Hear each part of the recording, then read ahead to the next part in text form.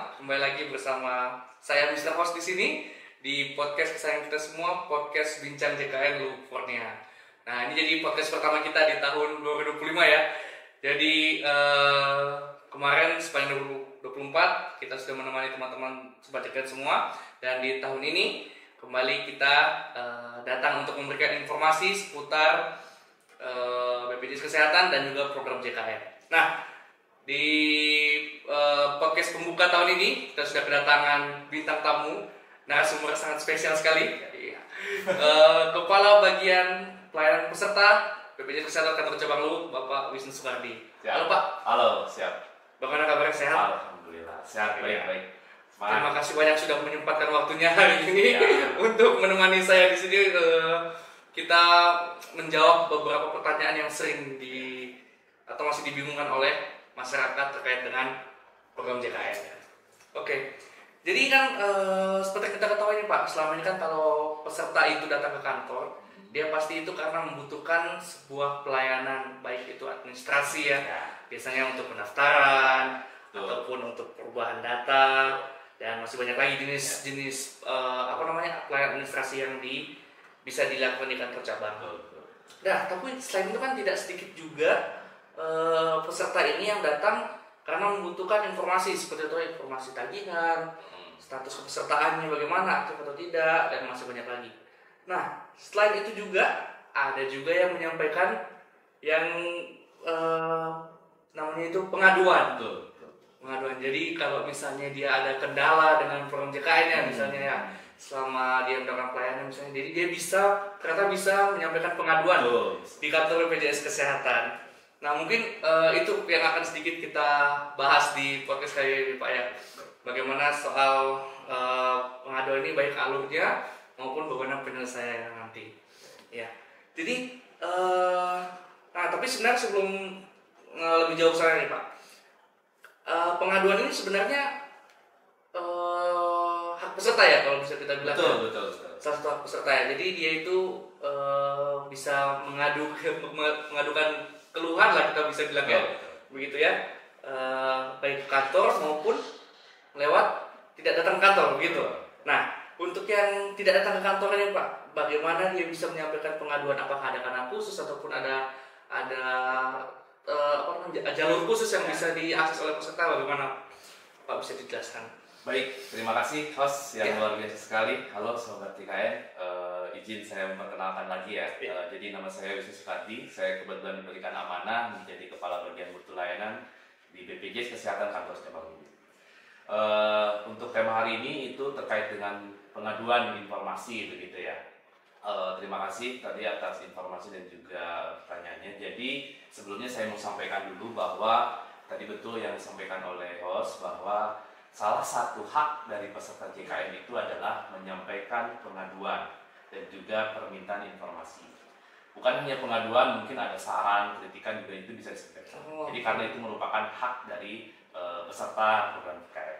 Jadi kalau hak itu sebenarnya ada 6 gitu ya. Saya sampaikan saja, misalkan yang pertama memiliki fasilitas kesehatan, yang kedua memperoleh informasi hak dan kewajiban, yang ketiga mendapatkan perlindungan data pribadi, yang kelima memanfaatkan identitas sebagai kepesertaan, dan yang kelima itu tentunya mendapatkan pelayanan di fasilitas kesehatan, dan yang keenam ini berhak menyampaikan pengaduan. Nah, jadi peserta JKN itu berhak menyampaikan pengaduan yang dialami selama proses pelayanan di fasilitas kesehatan, di puskesmas maupun di rumah sakit ataupun di kantor BPJS Kesehatan. Nah, salah satu kanal layanan yang bisa diakses oleh peserta JKN ini adalah kantor cabang atau kantor BPJS Kesehatan, mau di kantor cabang maupun di kantor kabupaten. Tetapi itu rasanya masih konvensional ya. Artinya apa ya? Harus datang, memerlukan waktu, memerlukan biaya dan juga ini. Nah, di BPJS Kesehatan kita mempunyai beberapa kanal. Jadi ada 2 kanal. Yang pertama adalah kanal tatap muka. Yang kedua adalah kanal non tatap muka. Nah, jadi kanal tatap muka ini peserta BPJS Kesehatan atau JKN itu bisa langsung datang ke kantor, bisa langsung di fasilitas kesehatan. Jadi di fasilitas kesehatan itu kita ada kanal namanya PIPP, Petugas Informasi Penanganan Pengaduan. Ya, peserta JKN bisa melakukan pengaduan. Nah, kalau di rumah sakit itu kita ada namanya petugas BPJ 1. Nah, jadi BPJ 1 ini yang bisa melakukan mendapatkan informasi lah ya dari peserta yang mengadukan. Jadi nanti kalau sahabat JKN misalkan di rumah sakit ada pengaduan, nanti sahabat JKN bisa melaporkan ke petugas BPJ 1. Itu salah satu kanal layanan pengaduan. BPJ 1. Jadi BPJ 1 itu singkatan ya. BPJS siap membantu. Dia biasanya nanti di rumah sakit itu dia ada 10 titik poster yang bisa dilihat oleh peserta. Itu untuk mempermudah proses pengaduan. Jadi silakan nanti di WhatsApp atau di WA melalui pengaduannya. Mungkin nanti ada posternya ya. Nanti mungkin bisa dimunculkan di poster terkait dengan BPJ 1. Nah, terus yang kedua itu ada non tatap muka. Nah, non tatap muka ini pengaduan itu bisa melalui aplikasi mobile JKN, bisa melalui Pandawa, nomornya 08 118 165 165. Jadi bisa melalui mobile JKN, bisa melalui Pandawa. Mungkin itu yang kanal-kanal lainnya. Kanal lainnya itu ya. Selain datang ke kantor BPJS. Ya, berarti sudah kekinian ya. Bisa online juga walaupun bisa melalui mobile JKN ya, ataupun Pandawa dan di rumah sakit. Ya, di samping berarti kalau di rumah sakit ada berarti kalau ada apa-apa di rumah sakit bisa langsung ya. Langsung saja ya berarti ya. Atau kalau misalnya ini lewat mobile JKN ya. Ya, lewat mobile JKN. Berarti sebenarnya kan tersedia sudah cukup banyak dan aksesnya sudah luas sekali kalau bisa dilaporkan di mana saja. Di mana saja. Asalkan nanti yang saya titip itu adalah pelaporannya harus jelas. Pelaporannya harus jelas, lokasinya di mana, terus kendalanya apa, pengaduannya apa, identitasnya seperti apa, nanti diminta di form pengaduan yang sudah kita sediakan. Oke, jadi tinggal diisi saya form pengaduannya Pak ya. Oke, baik. Nah, kalau tadi itu kita di luar kantor. Nah, kalau di dalam kantor sendiri, cabang sendiri, di kantor cabang atau kantor kabupaten sendiri, apakah ada petugas atau ruangan khusus seperti itu yang disediakan untuk teman-teman peserta ini mau pengaduan? Dan alurnya itu seperti apa mungkin pasti agak berbeda ya kalau misalnya administrasi ya sama pengaduan pasti dia agak berbeda. Jadi seperti apa itu kalau misalnya? Baik, terima kasih Mas. Jadi memang yang namanya proses pengaduan itu biasanya kita harus ada alur yang berbeda ya. Yang namanya proses pengaduan itu tingkat emosionalnya juga mungkin berbeda ya dengan peserta-peserta yang akan melakukan proses administrasi. Nah, jadi untuk alur layanan di kantor BPJS Kesehatan, di kantor cabang maupun di kantor kabupaten, kita ada loket khusus untuk proses pengaduan. Mungkin kalau sahabat JKN pernah ke kantor cabang ataupun ke kantor kabupaten, itu kita ada namanya loket penanganan pengaduan. Biasanya nama loketnya itu loket B gitu ya. Loket B gitu ya. Nah, jadi loket B ini dia langsung nanti akan diarahkan ke loket khusus untuk proses pengaduan maupun permintaan informasi. Jadi ada dua ya. Ada pengaduan dan informasi. Di satu loket yang sama ya? Di satu loket yang sama. Nah, dan kita juga ada petugas khusus, namanya petugas EPP. Nah, jadi EPP ini adalah petugas edukasi penanganan pengaduan. Nah, jadi tugas EPP. Dan kita juga punya ruang khusus. Ruang khusus, ruang EPP. Jadi perlu teman-teman ketahui ya bahwa pengaduan ini ada beberapa level ya. Ada low, medium, dan high gitu ya. Jadi ada hard lah gitu ya. Jadi ada low komplain, ada medium komplain, dan juga ada hard komplain. Nah, ketika kita mendapatkan peserta yang hard komplain, artinya dia sudah emosionalnya cukup tinggi, terus dia marah-marah di kantor, biasanya kita arahkan ke ruangan. Nah, supaya nanti tingkat emosionalnya juga menurun gitu ya. Jadi kita siapkan ada minumannya, kita siapkan nanti apa yang dibutuhkan, dan kita nanti akan melakukan koordinasi dan komunikasi secara baik-baik dengan peserta. Jadi alurnya khusus. Dan satu lagi nih saya mau sampaikan. Bagaimana itu Pak? Seperti tadi pengaduan dan informasi. Nah, di informasi ini kita punya namanya Aman JKN. Jadi kalau hanya sekedar mau informasi itu tidak usah ke loket. Berarti sudah ada console box seperti Aman JKN ini, dia bisa mendapatkan informasi di situ. Salah satunya adalah informasi untuk status kepesertaan, terus juga untuk pengecekan virtual account untuk peserta mandiri, dan juga nanti bisa melakukan melihat informasi paskes ya, dan juga proses pembinaan paskes. Itu bisa melalui JKN tanpa harus ke loket, sehingga mengurangi waktu kunjungan Ini di kantor cabang berarti Pak ya? Khusus di kantor cabang. Berarti tidak harus semuanya harus ke loket ya? Betul. Bisa kalau misalnya informasi yang cukup ada di ManJKN maka cukup berarti di situ aja. Betul. Bisa sudah langsung diselesaikan. Ya. Luar biasa sekali ya berarti ya. Ada shortcut lah gitu ya, supaya peserta itu lebih cepat untuk menyelesaikan urusannya di kantor cabang. Baik ya. Nah, lanjut Pak Wisnu. Pertanyaan selanjutnya, dalam lingkup di wilayah BPJS Kesehatan Cabang Luhuk sendiri, kalau bisa dipaparkan mungkin apa yang paling banyak nih yang dilaporkan atau yang dikeluhkan ataupun informasi yang apapun pengaduan dan informasi yang diminta oleh peserta yang ada di BPJS Kesehatan, supaya ini masyarakat tahu nih apa nih yang paling sering, supaya mungkin informasi yang sama tidak ditanyakan lagi ataupun lebih aware lah terkait dengan hal-hal yang sering terjadi begitu kan. Boleh mungkin dijelaskan ataupun mungkin bisa juga jelaskan contoh kasusnya kalau bisa. Ya, baik, terima kasih. Jadi sesuai dengan data yang masuk ke kita melalui aplikasi atau saluran informasi penanganan pengaduan itu dari awal tahun 2024 lah ya, kita mundur sampai dengan semester triwulan 3 lah ya, ini 2025 ini itu ada yang kita sebut namanya top 10 pengaduan. Dan juga top 10 permintaan informasi. Nah, pengaduan yang masuk ke kita itu yang paling banyak itu atau top 3-nya lah mungkin ya, yang paling banyak itu yang pertama adalah pengaduan terkait obat tidak tersedia dan pasien diminta membeli di luar rumah sakit ataupun puskesmas. Nah, jadi ada obat. Yang kedua adalah ada jumlah tagihan yang tidak sesuai untuk peserta mandiri gitu ya, yang harusnya iuran sekian tapi ternyata tagihannya tidak sesuai. Dan yang ketiga adalah terkait dengan sarana dan prasarana di fasilitas kesehatan. Contoh misalkan kursinya kurang, banyak yang berdiri, terus misalkan mungkin ruangannya AC-nya kurang dingin, jadi tingkat kenyamanan peserta di fasilitas kesehatan itu top 3 ya. Itu top 3 pengaduan yang masuk ke kanal SIPP kita. Nah, selain pengaduan ada juga informasi.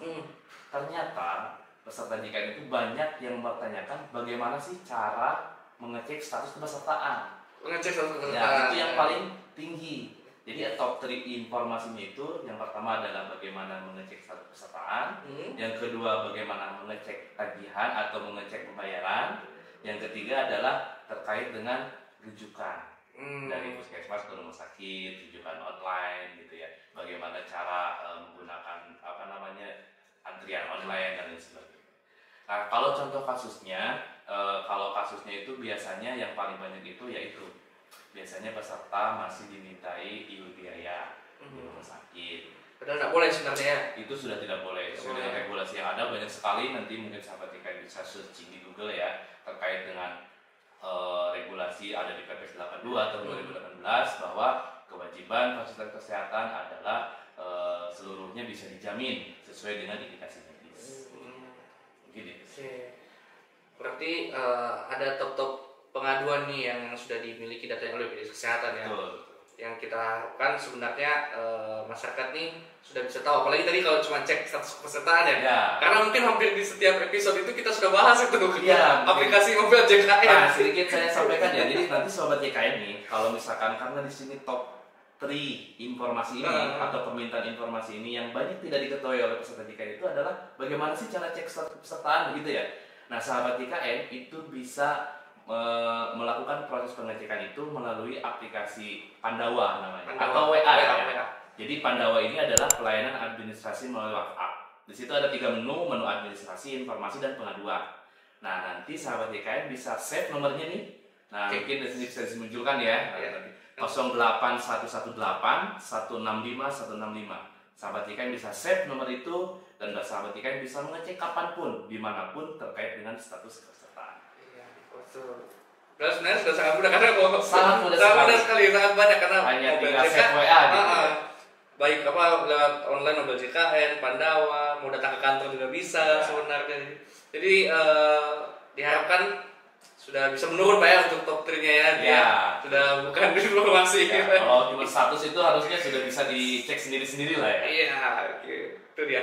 Nah, soalnya Pak Wisnu, untuk kasus pengaduan sendiri, pelayanan di fasilitas kesehatan oleh peserta, seperti apa itu tindak lanjut dari BPJS Kesehatan? terkait dengan adanya pengaduan ini? Jadi kalau misalkan memang ada pengaduan, biasanya prosesnya kita ini adalah yang pertama kita biasanya tentu bisa menjelaskan terkait dengan pengaduan tersebut kepada peserta dengan baik, dan juga kita mendengarkan apa yang mereka keluhkan ke kita, dan nanti dari BPJS Kesehatan tentunya akan langsung menindaklanjuti di hari itu juga, berkoordinasi dengan fasilitas kesehatan di puskesmas maupun di rumah sakit, karena kita biasanya tetap akan mendengarkan second opinion. Iya betul. Ya, jadi tidak hanya satu arah dari peserta, tapi kita akan ada dua arah. Ya. Dari Vaskes juga kita harus tahu juga ya. Ada dua informasi yang akan kita nanti dengarkan, dan bagaimana nanti untuk penyelesaiannya biasanya kita berembuk ya, atau diskusi dengan fasilitas kesehatan. Kalau misalkan memang fasilitas kesehatan terbukti misalkan tidak sesuai dengan regulasi yang ada, kita akan melakukan proses umpan balik atau feedback, atau misalkan mengingatkan lah begitu kepada fasilitas kesehatan untuk segera memperbaiki alur layanan maupun regulasi-regulasi terkait dengan pelayanan untuk JKN. Contoh yang paling banyak adalah memang iur biaya atau dimintai biaya ke peserta JKN yang itu seharusnya tidak diperbolehkan. Nah, kalau misalkan masih ada, biasanya kita melakukan koordinasi dan juga komunikasi secara baik. Dan perlu saya sampaikan kepada sahabat JKN bahwa proses pengaduan ini, SLA-nya ya, atau Service Level Agreement-nya atau waktunya itu 3 hari. Jadi 3 hari ini itu adalah tahap awal. Tahap awal ini artinya kita diberikan kesempatan untuk berkomunikasi dengan peserta dan juga Vaskes untuk mendiskusikan pengaduan tersebut. Nah, untuk penyelesaiannya nanti kita akan intens berkomunikasi dengan peserta untuk menyelesaikan tersebut. Jadi kita ada juga petugas namanya P3RS ya, penanganan pengaduan untuk khusus rumah sakit. Nah, gitu ya. Jadi kalau di kantor Serpong ini ada khusus juga petugas yang nanti biasanya beliau ini akan intens berkomunikasi dengan sahabat JKN untuk menyelesaikan pengaduan. Kalau ada yang punya pengaduan yang belum yang sementara pengaduan. Jadi yang harus digarisbawahi adalah SLA-nya 3 hari. Terus yang kedua kita akan memberikan umpan balik kepada fasilitas kesehatan, sehingga nanti akan menjadi area of improvement dari fasilitas kesehatan untuk perbaikan. Gitu sih. Baik, terima kasih Pak Wisnu.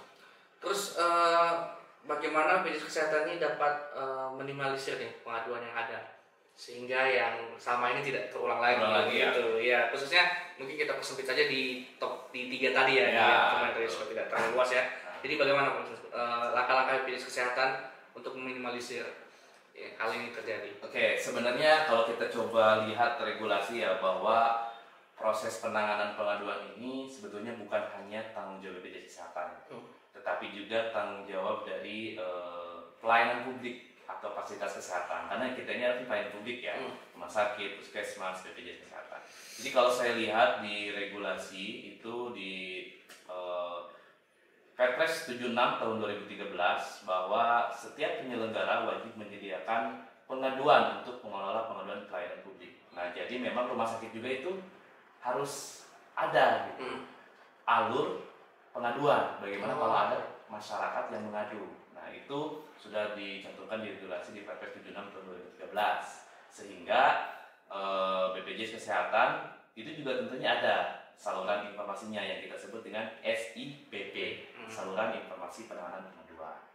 Ini merupakan kanal atau layanan untuk peserta JKN untuk melakukan pengaduan. Nah, dari BPJS Kesehatan untuk menangani hal-hal semacam ini, pengaduan, kita ada namanya tim counterpart. Jadi tim counterpart ini kayak tim force gitu ya, tim percepatan gitu.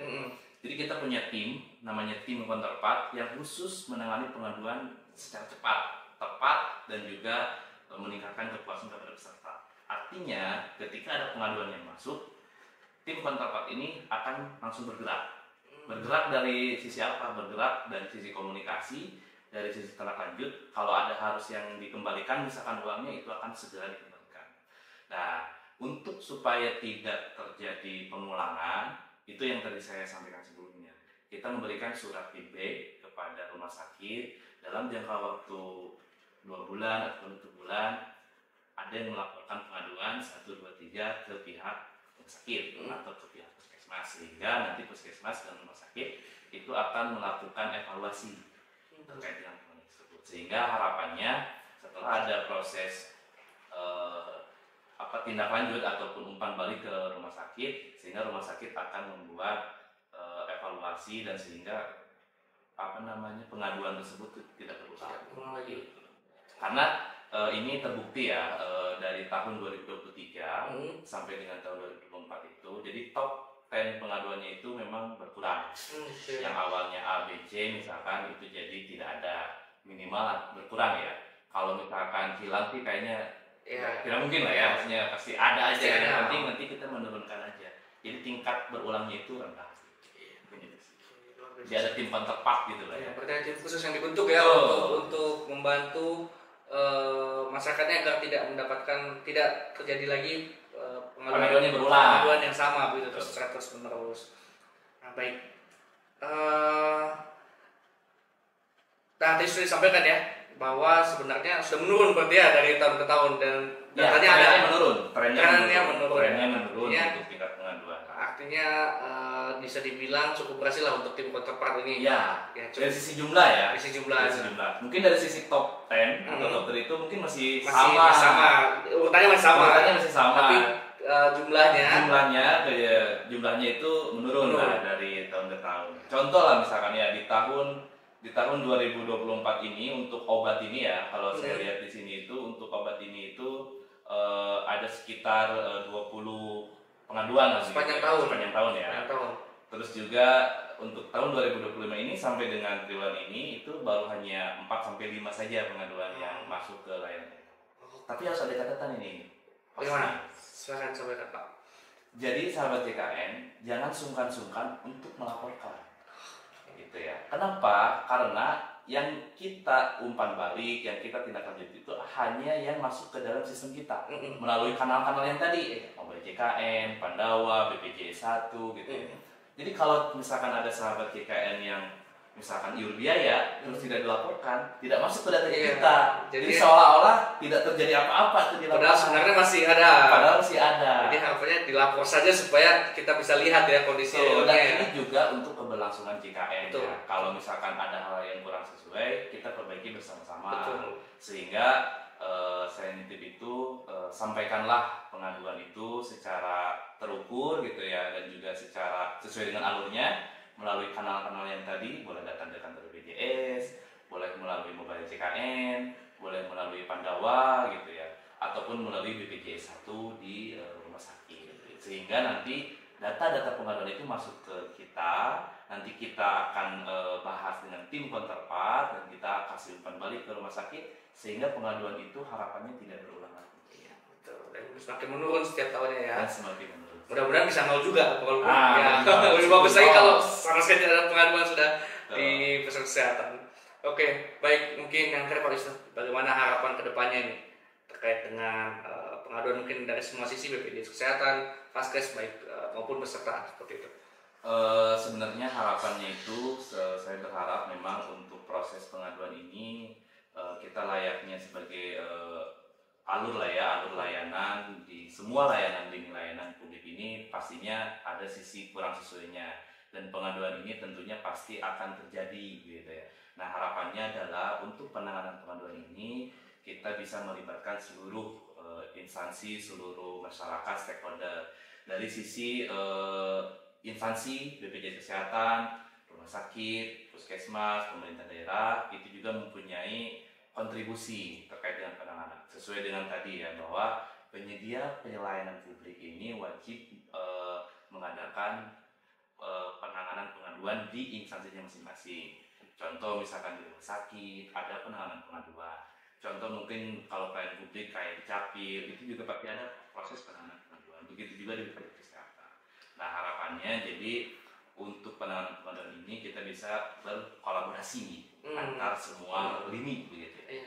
Yang kedua dari sisi masyarakat itu juga kita minta bantuan kepada masyarakat, harapannya semua proses pengaduan ini sampaikan secara terukur dan juga sesuai alurnya.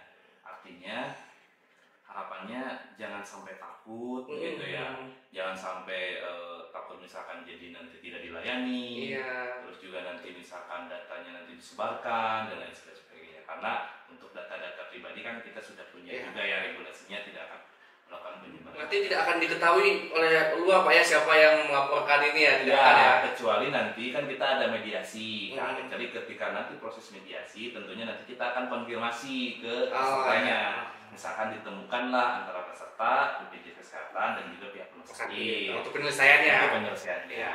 Jadi kan tidak akan dipublikasi secara media sosial. Secara masif, peserta ini melapor tidak begitu ya? Tidak. Jadi tidak akan dipublikasikan terkait dengan. Jadi jangan sampai takut. Laporkan semua pengaduan yang terjadi atau dirasakan oleh peserta JKN di fasilitas kesehatan melalui kanal-kanal resmi BPJS Kesehatan. Khususnya kalau misalkan ini melalui mobil JKN yang paling gampang, atau melalui Pandawa. Itu sangat gampang sekali. Jadi harapannya itu, dan juga yang terakhir adalah pemerintah daerah juga bisa memberikan kontribusi secara fokus gitu ya terhadap pengaduan, karena ini menyangkut kepuasan peserta dari masyarakat, khususnya peserta JKN, sehingga peserta JKN bisa merasakan pelayanan dan alur pelayanan di puskesmas maupun di rumah sakit secara nyaman, juga bisa bisa cepat sembuh lah begitu pasien yang sedang dilayani di fasilitas kesehatan. Mungkin itu sih harapan. Oke, baik, terima kasih banyak Pak Wisnu. Ya, jadi begitu ya, tadi pembahasan kita soal pengaduan sudah lengkap sekali informasinya dari Pak Wisnu. Semoga dan untuk teman-teman tadi pokoknya jangan takut ya untuk melapor ya, karena sekali lagi ini adalah hak peserta JKN untuk memberikan pengaduan terhadap pelayanan yang dirasa mungkin agak kurang begitu. Hak nomor 6 hak nomor 6 ya, untuk mendapatkan informasi dan pengaduan terkait dengan pelayanan yang diterima. Kalau mungkin agak kurang ataupun ada yang dirasa agak berbeda, kayaknya agak ada ini, bisa disampaikan, dan jangan takut untuk datanya itu dirahasiakan terus sampai kita selesaikan pengaduannya. Satu lagi, Pak, jadi nanti sahabat JKN nanti pengaduan juga bisa melalui call center ya. Call center ya. Layanan call center di 165. 165. Ya, Editor 165 lagi. Nah, jadi call center di 165. Mungkin itu ya. Oke, ya. Baik. Ya, terima kasih Pak Wisnu untuk hari ini. Sama-sama. Semoga apa yang sudah kita bicarakan bisa menjadi informasi baru bagi peserta JKN sekalian, sehingga kedepannya pengaduan di BPJS Kesehatan ini semakin ataupun di fasilitas kesehatan ini semakin menurun ya. Semakin menurun untuk program JKN yang semakin baik lagi ke depannya tentunya. Baik, terima kasih sekali lagi Pak Wisnu untuk waktunya hadir di sini bersama kami untuk menjawab pertanyaan-pertanyaan dari kami. Ya, semoga kita bisa ketemu di lain kesempatan. Baik, demikian podcast kita hari ini sudah selesai. Terima kasih buat teman-teman sekalian. Sampai jumpa di lain kesempatan.